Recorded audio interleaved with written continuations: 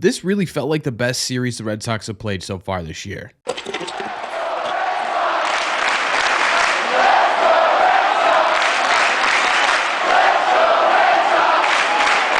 What is going on, everybody? Welcome back to Red Seat Radio. My name is Corbin. The Red Sox are having a real happy flight right now because they just went into Tropicana Field and won their first series there since 2019. And not only did they win their first series there in almost 5 years, but they also swept the Tampa Bay Rays in a 3-game series at the Trop since basically 2019 as well. And what this series did for the Red Sox was not only put 3 wins in the win column, it also put them back in 3rd place in this division. And maybe more importantly, it also put them just a game and a half back of a wild card spot. And in my opinion, the biggest part of this series was that the offense was truly the biggest contributor to this series win. And that really hasn't been said in quite a long time. So what we are going to do in today's video is we're going to break this series down. We're going to talk about the good, talk about the bad, and talk about what this series could mean for the grand scheme of the 2024 season. But before we get into that, do me a favor, make sure you guys have hit that subscribe button if you haven't already. If you're new here, we talk Red Sox content almost every single day. Also, make sure you guys have hit the like button on this video as well. It just helps out a ton, and it would mean a lot to me. Don't forget that these episodes are always available in podcast form on Spotify, Apple Podcasts, wherever you get podcasts. All you have to do is click the link in the description down below or head to your favorite podcasting app and look up Red Seat Radio. Thank you all very much for clicking on this one. Let's get into it. Okay, obviously, I think it's only right that we start by breaking down the offense first and what they did in this series. And I think personally the best part about this offense was that there were so many good ABs and so many impactful ABs in this series. It's pretty hard to pick a series MVP in terms of offensive production. However, there are a few candidates in my opinion. Jarren Duran is certainly a candidate here. He did his part absolutely. He only had 3 hits in this series as a whole, but all of them were for extra bases, including a home run, triple, and a double, which led to 2 RBIs. He also stole home technically in this series on a really heads-up play from both Duran and Rafael Devers. Duran has been absolutely incredible for this Red Sox team. We talk about him a lot. He's a fan favorite for a reason, and right now he's statistically having the best overall center field season the Red Sox have had since almost a decade with Jackie Bradley Jr. back in 2016. It's been really kind of historically good stuff from Jarren Duran in center field so far this year. Wilyer Abreu is also a candidate for series MVP. He had a series as well. He had at least 1 hit in every single game, and maybe more importantly, he had an RBI in every single game too. He also did have a homer in the finale of this one. The best part about Abreu in this series is he found ways to get the job done in big spots. A lot of his hits, basically every single one of his hits, came with runners in scoring position, something we really haven't been able to consistently say about anyone in the past couple of series. This is my Rookie of the Year winner if the season stopped tomorrow. Obviously, I'm a little bit biased being a massive Red Sox fan, but you look at what Wilyer's done so far this year. He's got great defense. He's a rock solid hitter, although I will say he has looked terrible on the base pass lately. He had a couple of miscues in this series as well. He just doesn't really think on the base pass, but if he's going to continue to hit the way he's hitting and play the defense he's playing, yeah, I think he's in the Rookie of the Year conversation. Rafael Devers made history in this series, hitting a home run in the first game that made it 6 games in a row with a home run, the longest streak in Red Sox franchise history. He actually was pretty quiet, though, throughout the rest of the series. That's okay. If you hit 6 home runs in a row, I'm not going to criticize you on 2 games without a ton of production, to be honest with you. Rafi is slowly making his way towards the top of a lot of Red Sox leaderboards, by the way. We're starting to see him pop up towards the top 10 in basically everything at this point, which is really fun to see. Rafi continues to be just the face of this franchise, whether he likes it or not. Ceddanne Rafaela had a hit in all 3 games of this series as well, including an opposite field home run. I really think when he's going well, the team is going well, which is really interesting to me, right? Because it's your number 9 hitter, but when he's producing from that 9 spot, the Red Sox usually end up in a really good place. It was great to see him use his opposite field power. Doing more of that will certainly put him in a better place. He's been really pull happy with his power so far this season. I think seeing that type of hit from, say, Don Rafaela is extremely encouraging. And honestly, I could gush about what the Red Sox did offensively in this one for a pretty long time, so I'm going to try and restrain myself here. But I think the best way to wrap up what the offense did is talk about how they did with runners in scoring position. Now, we talked about this a little bit in the Cardinals series because we were saying, hey, it looks like the offense was waking up a little bit. In this series, they were absolutely full throttle. I know I hate using that word because of what it meant for this offseason, but that's really what they did. They scored 5 runs or more in every single game of this series. They were 11 for 23 with runners in scoring position, which is a 478 average with runners in scoring position. That is night and day from where we saw the Red Sox just a couple of series ago. And let's be honest here, the Rays, not the greatest pitching staff in the world so far this season, but it's still the Tampa Bay Rays, right? Still a pitching mecca in Major League Baseball. They still had the best bullpen ERA in the month of May. The Red Sox did get to a pretty legitimate pitching staff in this series. It's not like they were just handed these wins. The offense did their job in this one, and it wasn't just the big names that we talked about in the highlights here. It was everyone. Dom Smith had a couple of clutch hits in this one. Rob Refsnyder had a couple of clutch hits in this one. Reese McGuire had a clutch home run in this series as well. And this is where I think the Red Sox are at their absolute best. Yes, it's fantastic to get production from the big names in this lineup, but when the Red Sox play as a complete unit, especially with these injuries, that's when they're at their best. When they're able to utilize the sort of philosophy of next man up and allow these sort of back end players to do their job and let them come in here and score runs like they did in this series, leads to a lot of success for this Red Sox team. To me, this offense was maybe the most encouraging we've seen this entire year, especially because it feels like a breath of fresh air considering what they've done over the last few series. In my opinion, this was by far and away the Red Sox best series of the season, and it had a lot to do with what the offense was able to do in this one. It really looks like they've started to turn a corner, and again, it all comes back to playing complete baseball. Yes, you're getting those big hit home runs from big guys in your lineup,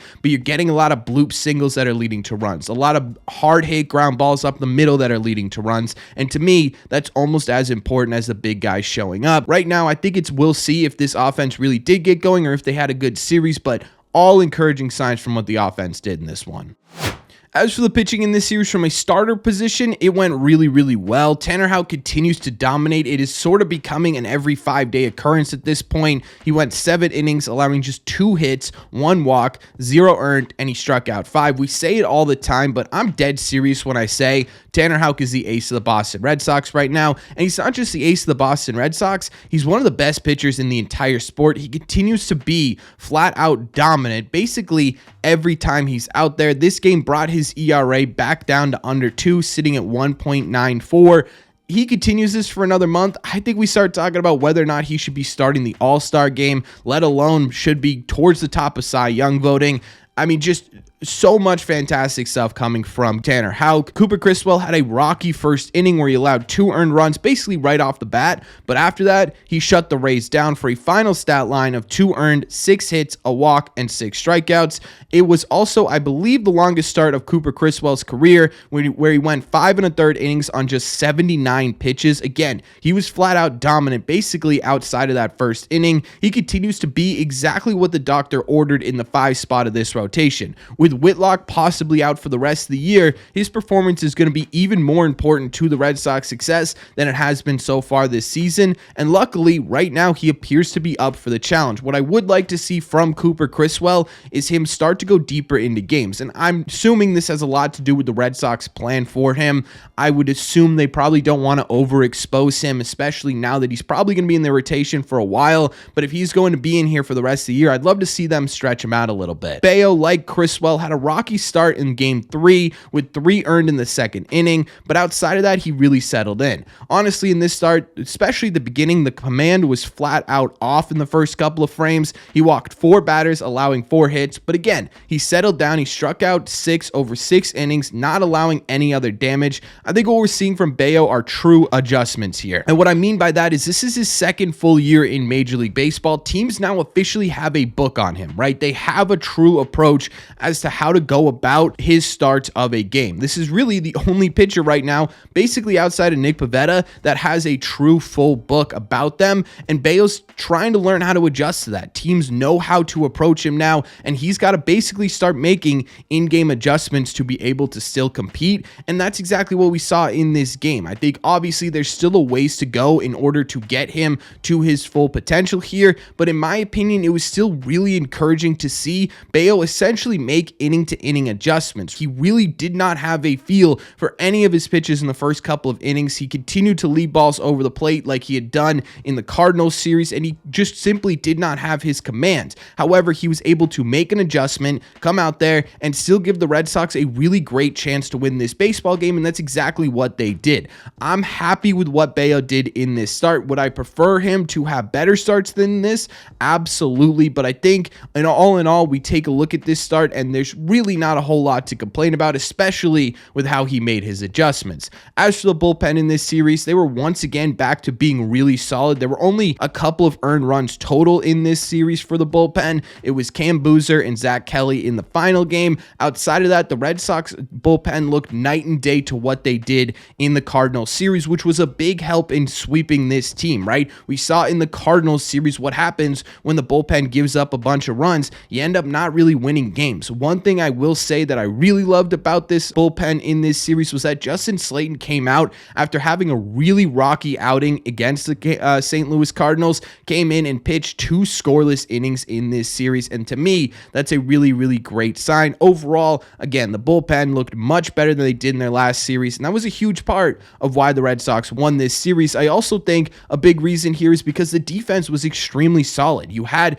not even just guys making good plays like Grissom over at second base, but guys playing solid fundamental baseball. Wilyer Abreu cutting off a baseball in the outfield to hold a double to a single. Jarren Duran being able to gun out in second and try and get a guy out there as opposed to giving him an extra base, right? There were little things in this series defensively that I absolutely love. Overall, taking a look at this series as a whole, again, I said it before, but I really do think this was the Red Sox best series of the year, especially in the context of this month, right? They've been struggling against basically everybody, and then what they did in this series is they came out not only against a division rival, but a division rival that was just barely ahead of you in the standings. This had the opportunity, if the Red Sox couldn't get the job done in this series, to really start sinking their season. Instead, they rose to the occasion. They took advantage of a Rays team that's scuffling a little bit, and they took every single game, put themselves back in a really competitive position, both in the division and in the wild card race as well. And again,